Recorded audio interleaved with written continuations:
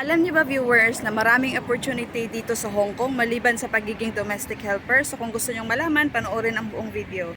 So hello viewers, Silis here again, OFW in Hong Kong. So for this video, pag-usapan natin na maraming opportunity para sa atin bilang isang Filipino at isang domestic helper dito sa Hong Kong pag nandito ka. So unang-una dyan is dahil nga dumi-day off tayo every Sunday or every time na may holiday, wala tayong pasok dito sa Hong Kong, marami tayong pwedeng gawin na ika-develop ng ating self-skills.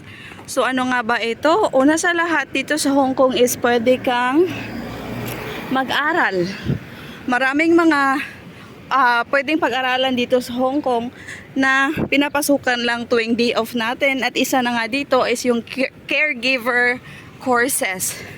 Yes, merong mga school dito na nag-o-offer ng caregiver services or caregiver courses na aprobado sa ibang bansa, lalo na yung mga kababayan natin na gustong magpunta sa ibang bansa like Canada, yung mga Europe na country. So dito sa Hong Kong viewers, maraming school na pwede mong mapag-aralan, at yun ay ang mga school na credited sa ibang bansa. Pwede mong magamit yun pag may bala kang magpunta sa ibang bansa, specifically sa mga Europe or Canada, kasi yun talaga yung mostly target ng ating mga kababayan dito sa Hong Kong. Pangalawa, dito sa Hong Kong viewers, pwede kang mag-aral ng cookery. Yes, meron dito ding school na kasama din sa mga merong marami mga courses na pagpipilian. Pwede kang mag-aral dito ng mga cookery para makakuha ka ng certificate sa magagandang school, and puyapayag naman sila na tuwing day off mo lang papasukan.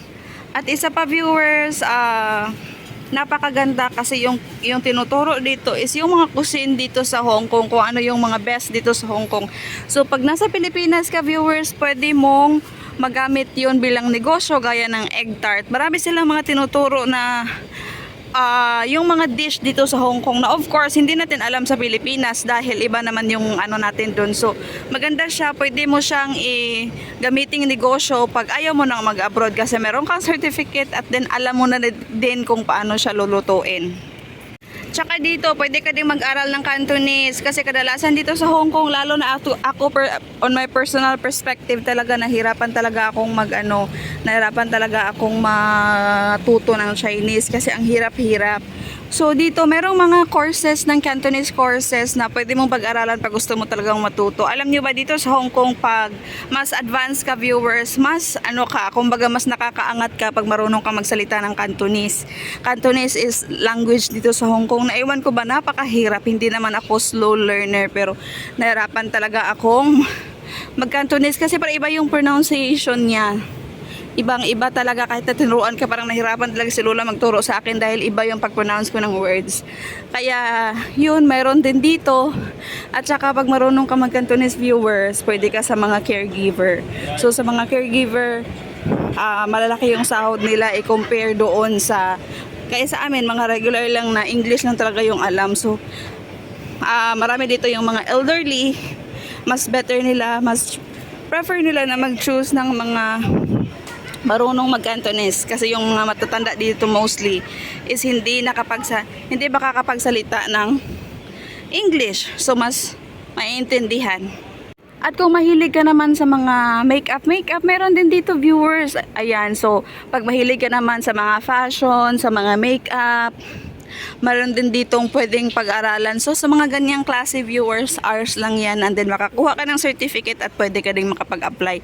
At pwede mo ding magamit sa ibang bansa na balak mong puntahan. Kasi yung mga certificate na binibigay is credited siya sa ibang bansa. So hindi lang siya pang local. So kung ano yung binabayaran mo, worth it talaga. So kung nagtatanong kayo kung magkano yung binabayaran, mostly talaga viewers, yung tuition fee is nag-range from 1,500 to 3,000 Hong Kong dollars. So nakadepende yan sa ilang oras at kung anong courses ang kukuhanin mo. Gaya ng pag-aaral sa caregiver, kung magtatanong kayo kung ilang buwan. So dito viewers, mabilis lang. Pag whole Sunday mo siyang papasukan, within 2 months tapos ka na. Pero pag half day lang, mga 3 months to 4 months yung papasukin mo. lang. I hope meron kayong natutunan. This is all for today. Thank you for watching.